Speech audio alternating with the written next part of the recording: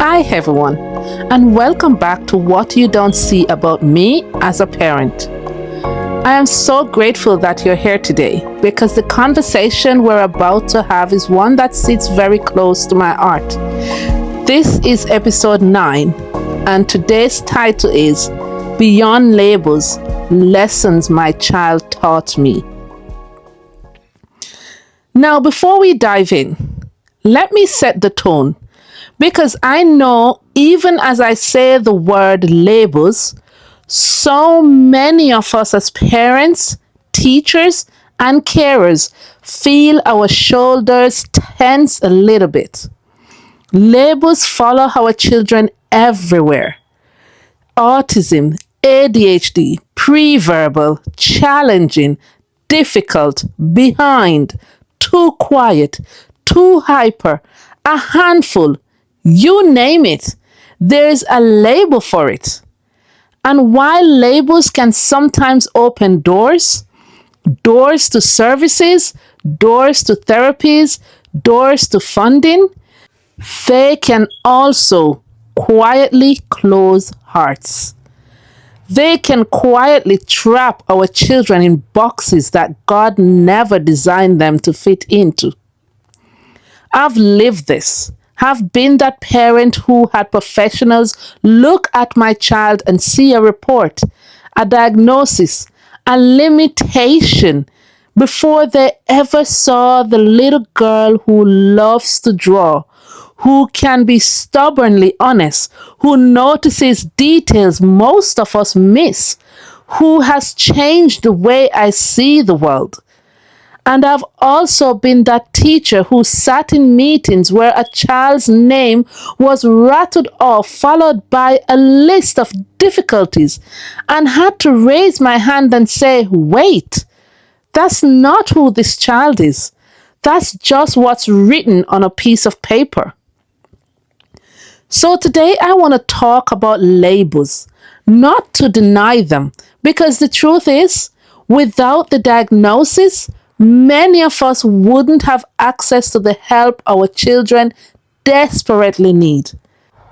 But I want to wrestle honestly with what those labels don't capture. Because the biggest transformation in my own parenting journey hasn't come from a label on a report. It's come from the lessons my child has taught me. Lessons I never would have learned if I only saw her through the lens of a diagnosis. And let me warn you up front, not everyone will like what I say today. Because when you strip away the comfortable excuses that labels sometimes gives us, as parents, as schools, as communities, you are left with a raw truth. And raw truth can sting, but it can also set us free. You see, God didn't design us for labels. He designed us for identity. Long before my child was ever diagnosed with anything, she was His creation, fearfully and wonderfully made. Long before a professional wrote the word autism on a file, God wrote her name on the palm of His hand. And I believe that's true for your child too. So if you're listening today as a parent, let me encourage you. What you're about to hear is not theory. It's not something I read in a textbook. It's something I've walked through, cried through, prayed through, and at times shouted at heaven about. This is real life. And I believe if you will lean in, you will not only see your child differently, you'll see yourself differently. Because our children, beyond all their labels, are teaching us things about patience, resilience, faith, and love that no book could ever capture. Let's be honest. Our world loves neat categories. From the moment a baby is born, we start, is it a boy or a girl? Is she big for her age? Is he hitting his milestones? From the first day of school, the system lines children up against charts, reading levels, speech scores, behaviors, on task or off task, green zone or red zone. And if your child doesn't fit, they get another label stamped across them. Now, I am not here to bash the system. I've worked in schools. I've sat on both sides of the table. I know teachers need categories to manage classrooms. Doctors need categories to treat conditions. Social workers need categories to approve services. I get it.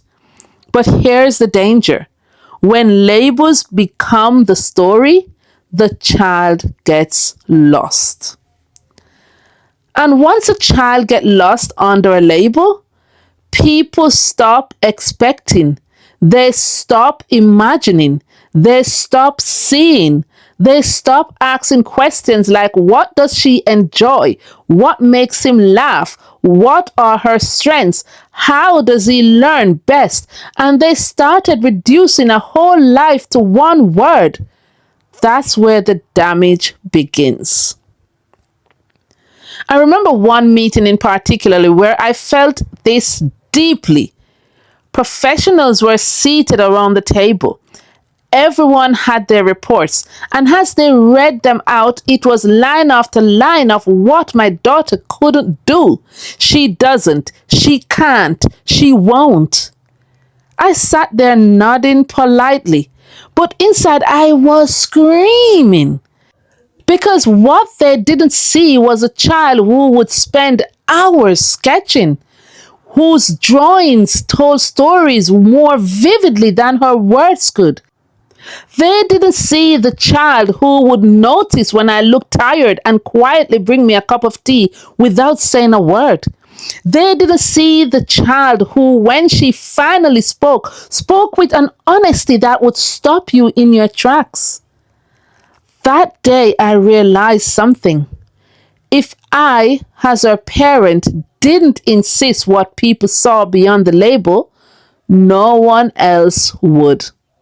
And more importantly, if I myself didn't start seeing her beyond the diagnosis, then even in my own home, she would feel reduced. Here's where my faith collides with all of this. Because every time I get weighed down by labels, I remember this truth. Man looks at the outward appearance, but the Lord looks at the heart. 1 Samuel 16 verse 7. God never once looked at my daughter and said, autistic. He looked at her and said, mine. He never once defined her by a delay, a meltdown, or a missed milestone. He defined her by her identity in him. And if that's how the creator of the universe sees her, then that's how I need to train my own heart to see her too. That doesn't mean I ignored the diagnosis. That doesn't mean I deny the struggles. It means I refuse to let the diagnosis be the definition. It means I let God's truth about her override every limitation written on paper. Here's the heart of what I want to set up for this episode. Our children are not just surviving under their labels. They are teaching us through them.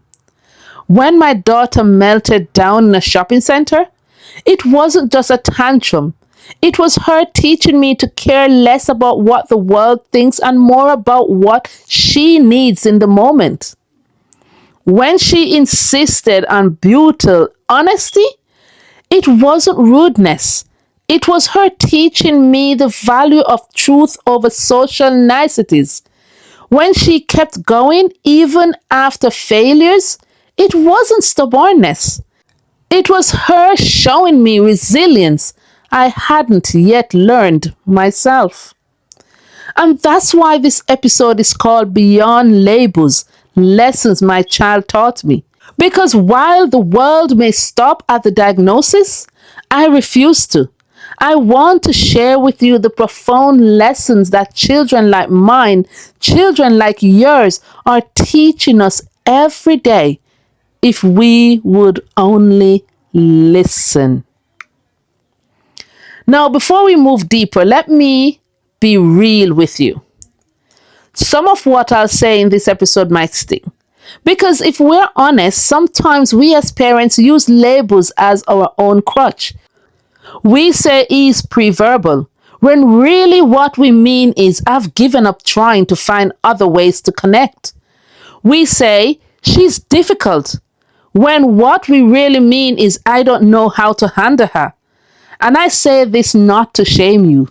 God knows I have been there too. And here's my promise.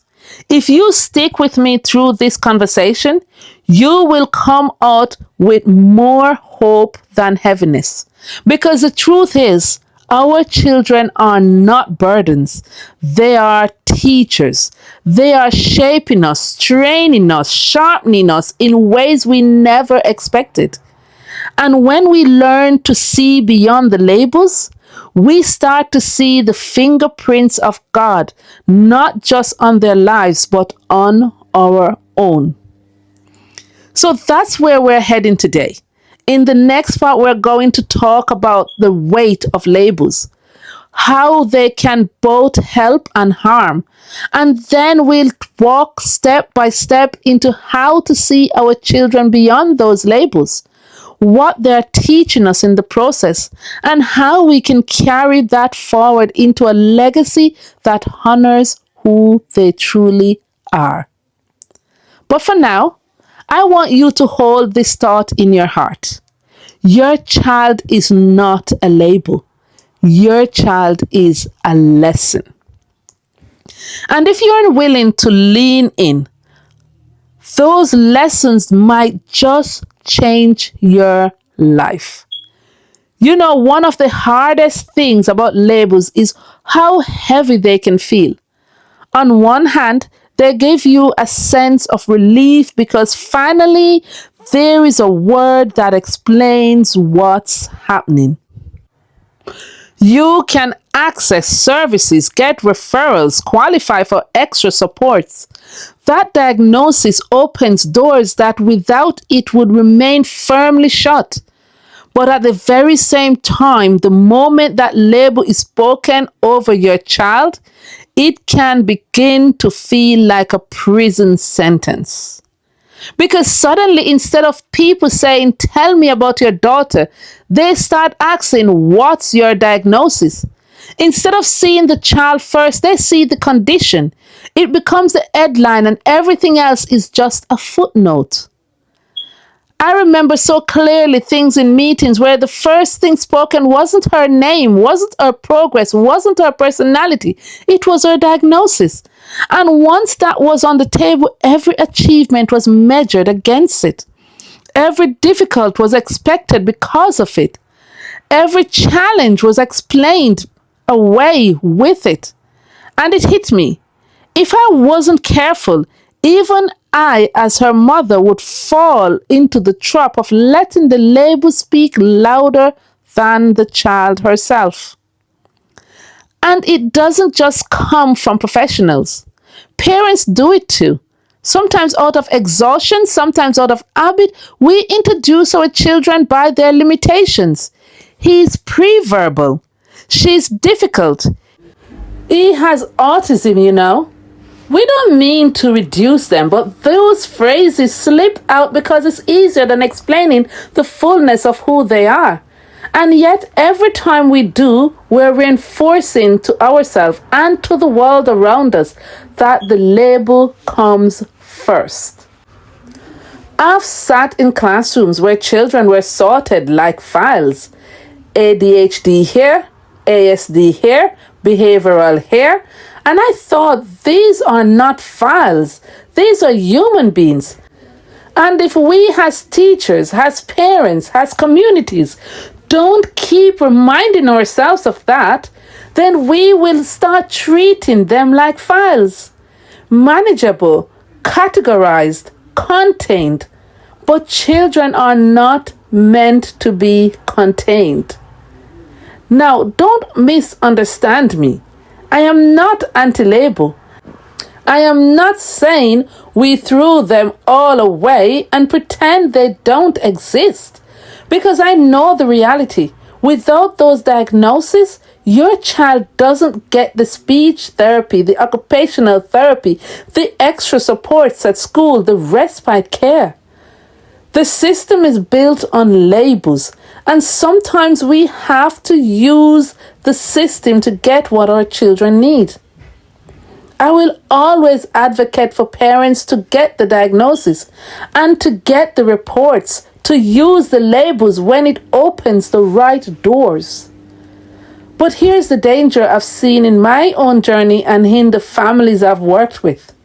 Labels might open doors, but they can also quietly close hearts. They can lower expectations. They can make professionals assume your child will never achieve beyond a certain point. They can make even loving parents unintentionally limit what they believe their child can do. And when that happens, the label that was meant to help ends up holding them back. That's why I believe we have to hold labels loosely. Yes, use them when they serve your child. Yes, use them to access support, but never let them define the boundaries of your child's life. Never let them set the ceiling on their potential. Never let them be the last word in who your child is. Because here's what I've come to believe with every fiber of my being. God never created your child to be summed up in one word. Whether that word is autism, ADHD, challenging, or even gifted. Your child is bigger than that. Their identity goes beyond what they professionally writes on a report.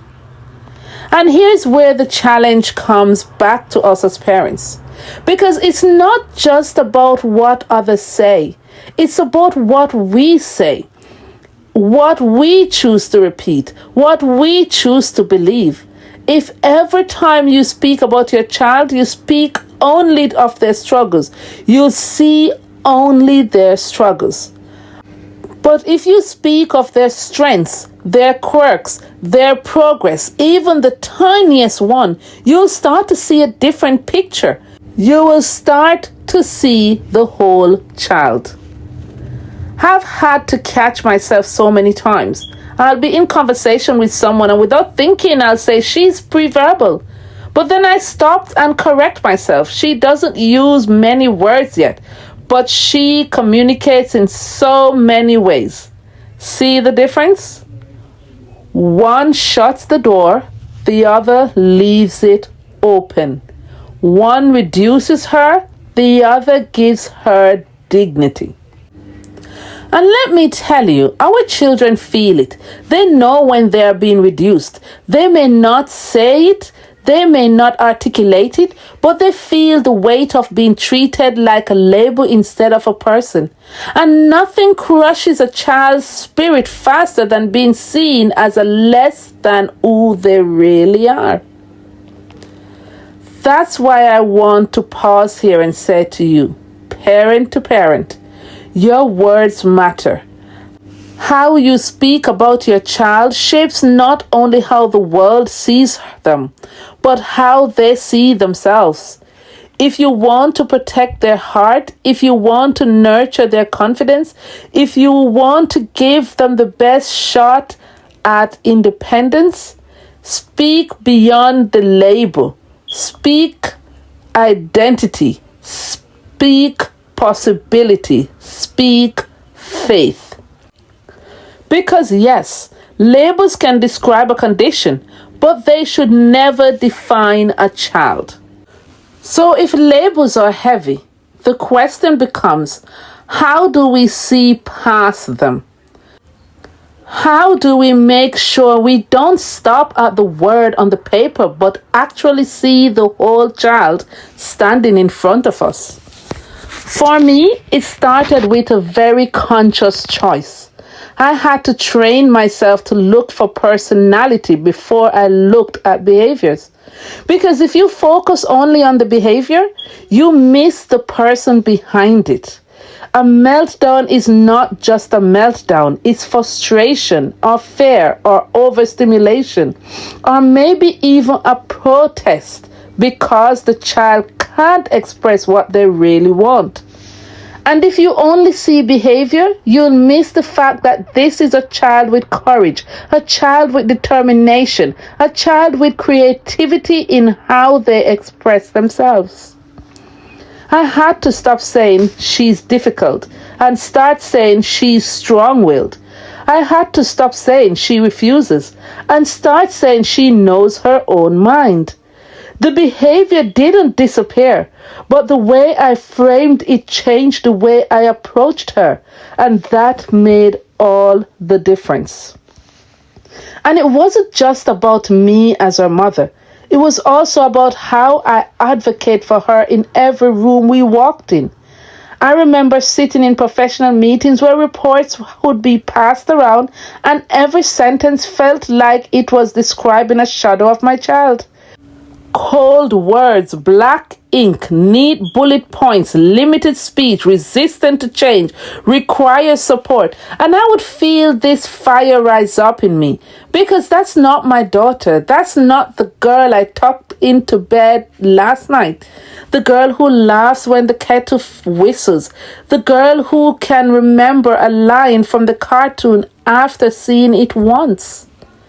So I started speaking up. I started saying things like, yes, that may be true on paper, but let me tell you about the progress she's made this week. Or you're right, transitions are hard. But did you know she now chooses her own clothes every morning? Or that may be her need, but this is her gift. Because if I didn't, the room would only hear the label, and I couldn't allow that.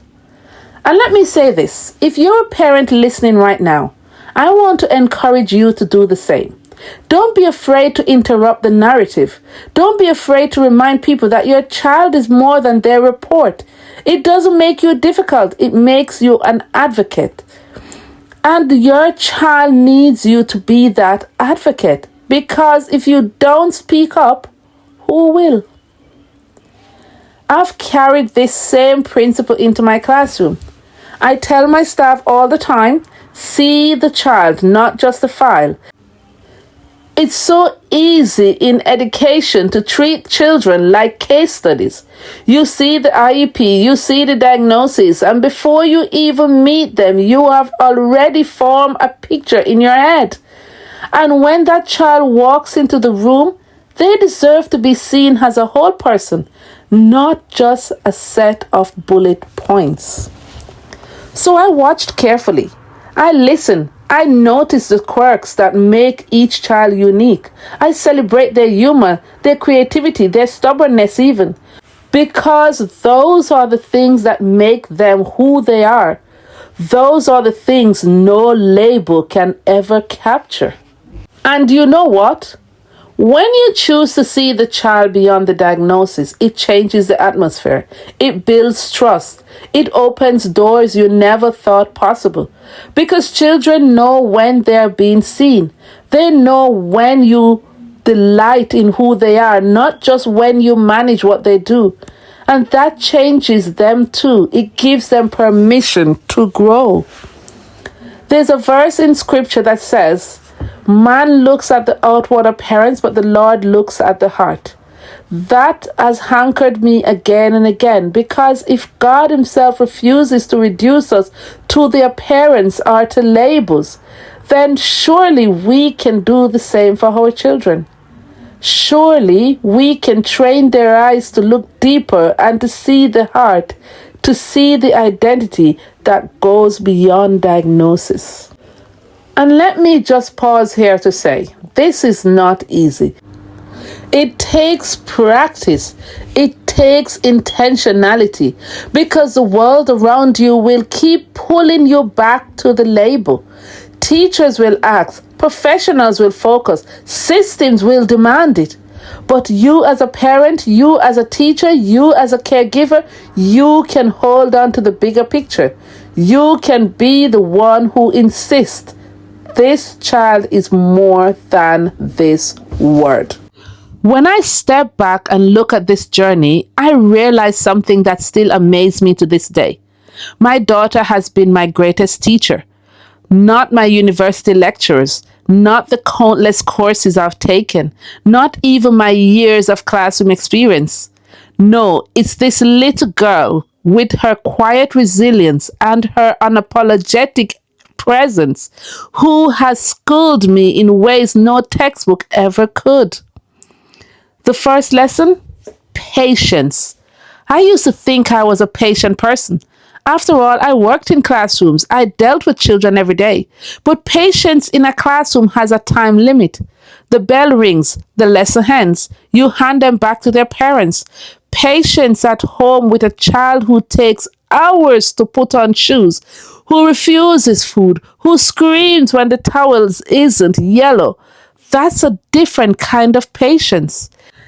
It is patience stretched to its limit. And yet, through her, I learned that patience is not passive. Patience is active. Patience is a choice to keep showing up, to keep loving, to keep steady even when nothing changes quickly. That patience grows my endurance, and I can honestly say it has shaped me as a mother and as a teacher. The second lesson is joy in the small things.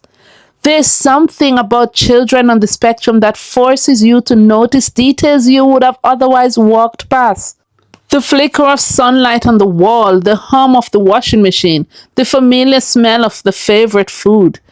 My daughter taught me that joy doesn't have to come in grand gestures. Sometimes it's a giggle at a cartoon lines repeated for the hundredth time. Sometimes it's a sparkle in her eyes when she remembers a tiny detail I didn't even notice. While the world chases big achievements, she has shown me that joy is hidden in the ordinary, but only if you slow down long enough to see it. The third lesson: brutal honesty. Children like mine don't play the social games adults are so good at. They don't flatter. They don't hide behind polite lies. If she doesn't like something, she'll tell you. If she thinks you look tired, she'll say it. And as painful as that honesty can be sometimes, it's also refreshing. It reminds me that my authority matters. It challenges me to stop masking and to show up as my real self. God never called us to perform. He called us to be true. In her unfiltered honesty, my daughter has reminded me of that truth again and again. The fourth lesson: resilience. I've watched her have meltdowns that shook the whole house. I've watched her crumble under the weight of sensory overload. But I've also watched her bounce back. I've seen her laugh again 10 minutes later. I've seen her pick herself up and try again. And I think to myself, if she can keep getting up, what excuse do I have to stay down? Her resilience has trained me in strength. It has whispered to me in my weakest moments, you can keep going, because she does. The fifth lesson is advocacy. I used to be quiet. I used to avoid confrontation, but this child turned me into a lioness, sitting in meetings, pushing back on professionals, insisting on the right supports, fighting for a place in a school, demanding that her dignity be respected.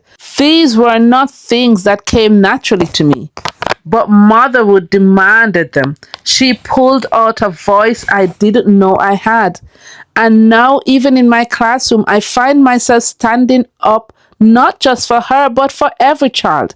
She taught me that advocacy is not optional, it's survival. And let's not forget the lesson that came through her siblings too. Sean, in his own way, learned to defend her in public, to stand up when others whispered, to be her quiet shield in spaces where she couldn't shield herself. That taught me about loyalty. And Siobhan, my youngest, learned empathy early. The kind of empathy that makes her pause, notice, and include.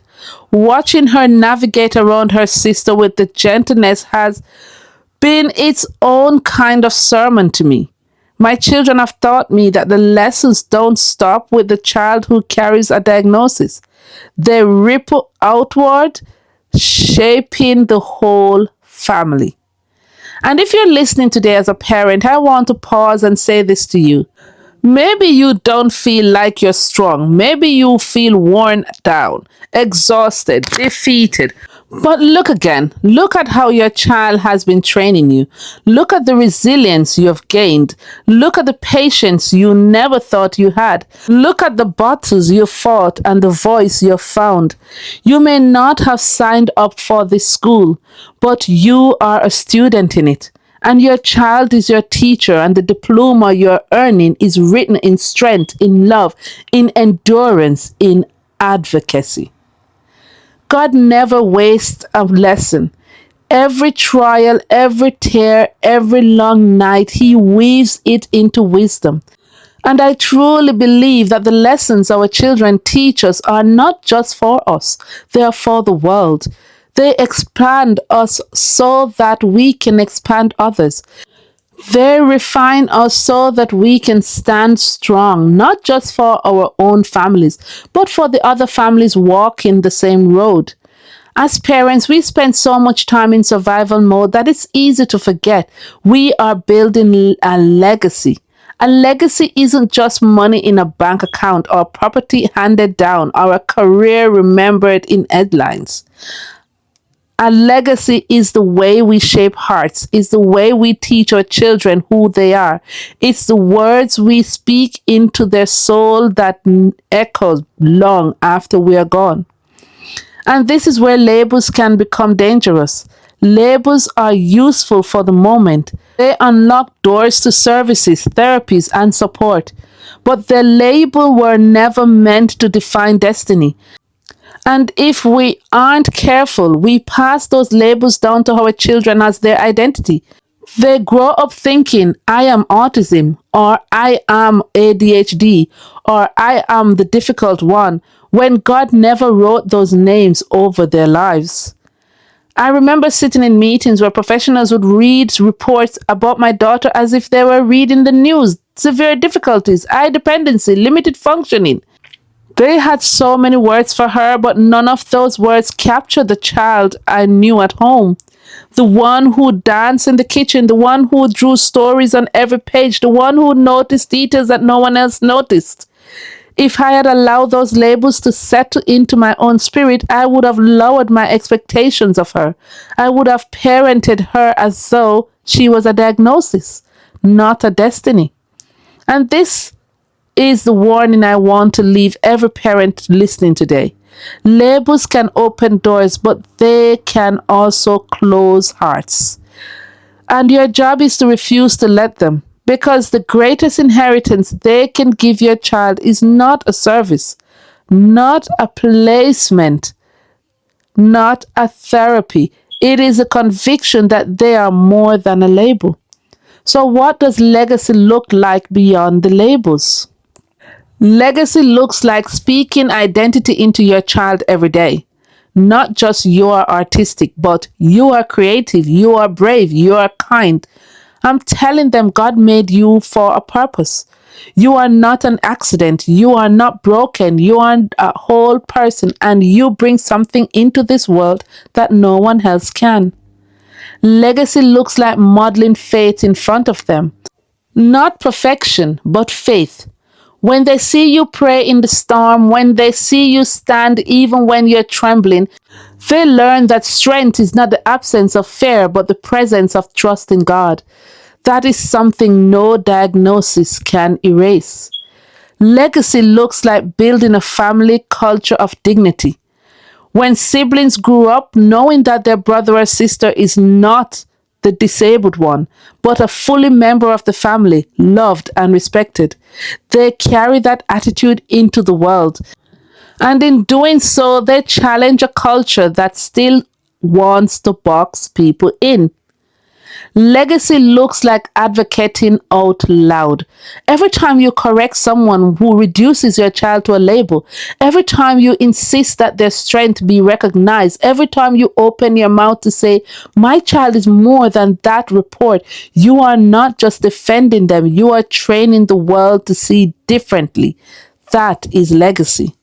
And legacy also looks like the lessons you passed on to yourself. Yes, your child teaches you patience, resilience, joy, and advocacy, but you get to choose what you do with those lessons. Do you keep them private or do you share them? Do you let them harden you or do you let them soften you? Do you allow them to shrink your world or do you allow them to enlarge it? For me, I want my legacy to be this, that I did not just raise children, I raised hope. That I did not just manage meltdowns, I modeled resilience. That I did not just tick boxes on reports, I told a story of faith, of grief, of a God who specializes in using what the world understands. So, parent listening right now, let me leave this with you. Your child is not your project. They are your teacher. They are your legacy. And if you want to truly honor them, don't just manage their needs. Learn their lessons. Celebrate their quirks. Speak identity louder than diagnosis. And when the world tries to reduce them, rise up and remind the world that your child is not a label. They are a life, a gift, a legacy in motion. And perhaps most importantly, remind yourself of this truth. God did not entrust you with this child by accident.